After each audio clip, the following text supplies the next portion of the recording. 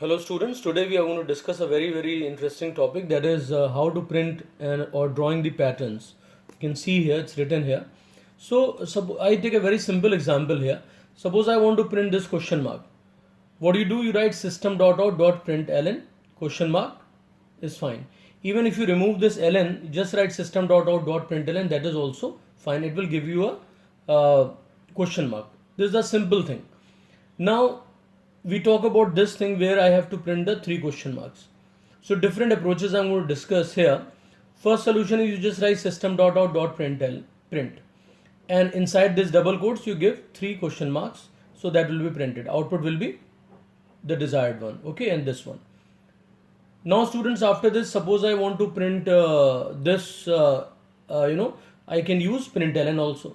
So when you are actually printing a single row, right, so you observe here that either print or println, both are fine. Now sometimes students make a mistake, they forget about this and they write three print statement, but what do they write? They write println. So here students, if you omit ln, then it will give this. I just write system.out.print, right, three times, it will give this output.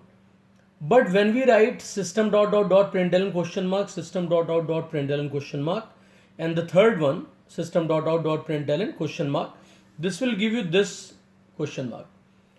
So I just wanted to give you an idea how important the role of this ln is. Alright, so if you use it sensibly, output will be perfect. But the moment you make a mistake where it is not required, you are writing system.out.println, right, immediately the output will be wrong. So always take care of this thing, that how to use and where to use println. Otherwise, if you want to work in the same line, always go for print. You are already aware of the loop, alright. So now we can take the help of loop, and a better solution is in front of you. Students, I just write a loop which works three times and it prints question mark three times. Print statement is here, which prints what? Question mark. And you just notice here, there is no ln. So in the same line, it is going to print three question marks. So you have to write a loop which works three times. It's not important to write only 1 to 3. Suppose you write 11 to 13, that is also fine, not a problem. 21 to 23, not a problem. Our main focus is three times. Alright. Not more than that, not less than that. So it will give you this output. Now students, we go for this pattern now. When you observe this, you find total 6 question marks are printed, but 3 question marks in one row, 3 question mark in the second row. So just to make you understand this idea, I have drawn a matrix here with this pattern. So you can see row number 1, 3 question mark. So in every column 1 question mark. How many columns? 3. For second row, you have 3 question mark, means for every column there is 1 question mark. Same process is there. But what is important, that when we change the row, change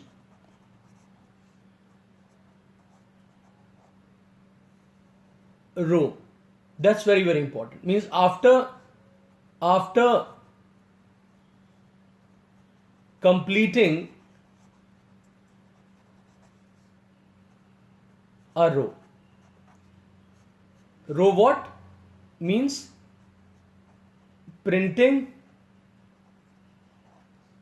question mark for every column in the row. That's a very important thing. Alright. So when I say that after completing printing in a row, so you observe students here that there is a process, means moving to every row, and there is a sub process. For every row you have to print a question mark. Alright, so whenever there is a process and there is a sub process, what do we use? We use nested loop. Nested loop. And students, what is nested loop? Nested loop is one loop inside the other. And in the comment box, I will put the link also for the video of nested loop, so you can again go through that. So you will be having a better idea of this lesson. Alright, and how to deal with the patterns. And this is your first introductory video. So I'm making things quite simple for you and you will understand everything very, very clearly. So I want to clarify here the outer loop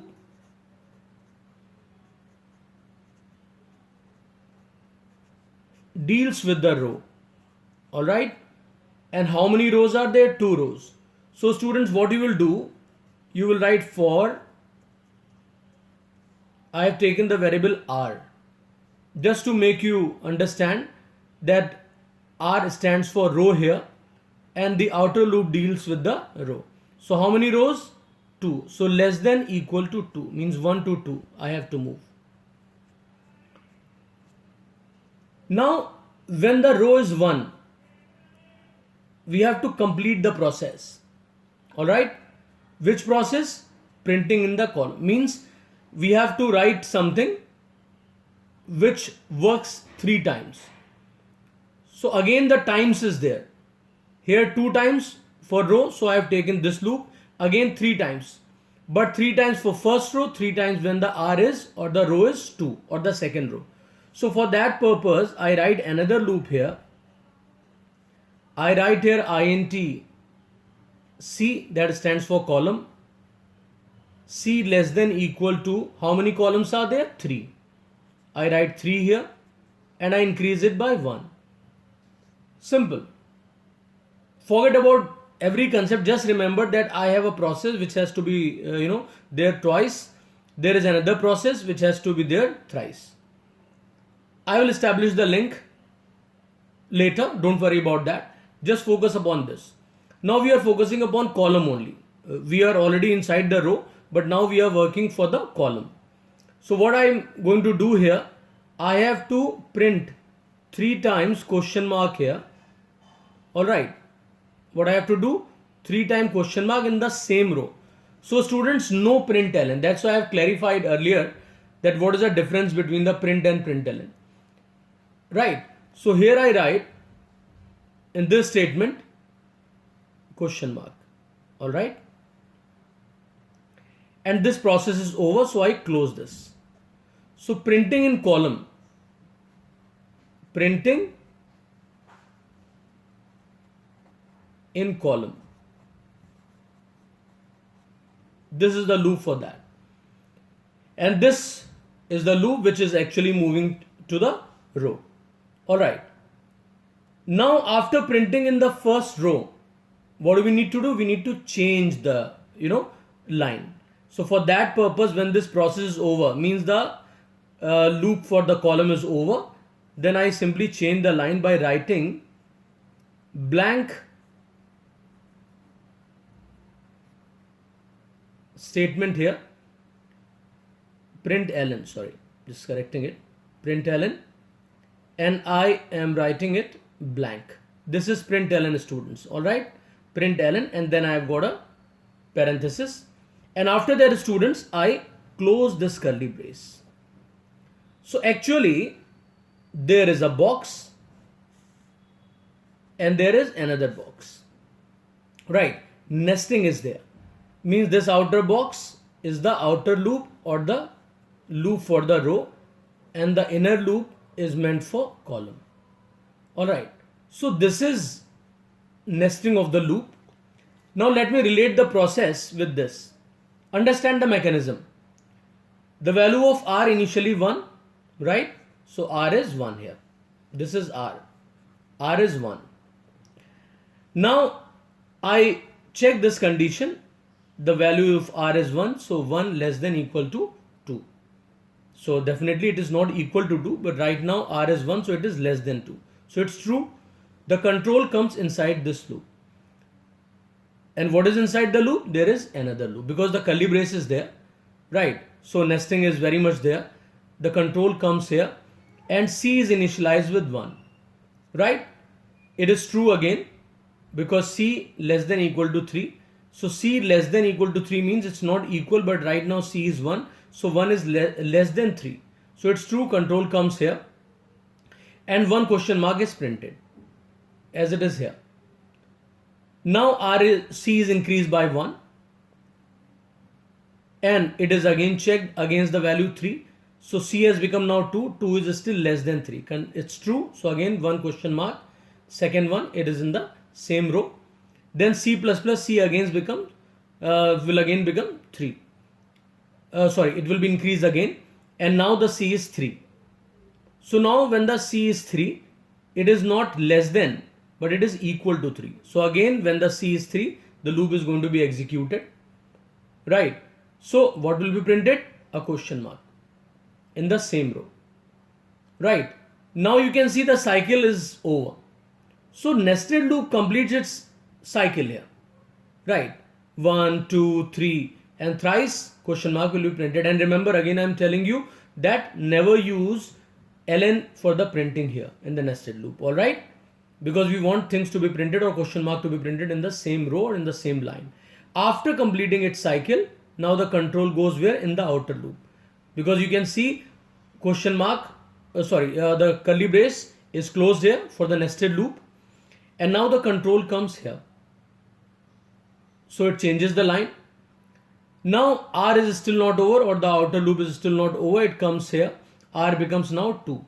So now R is 2. So 2 is not less than 2 but it is equal to 2. So again it is true. The control comes here.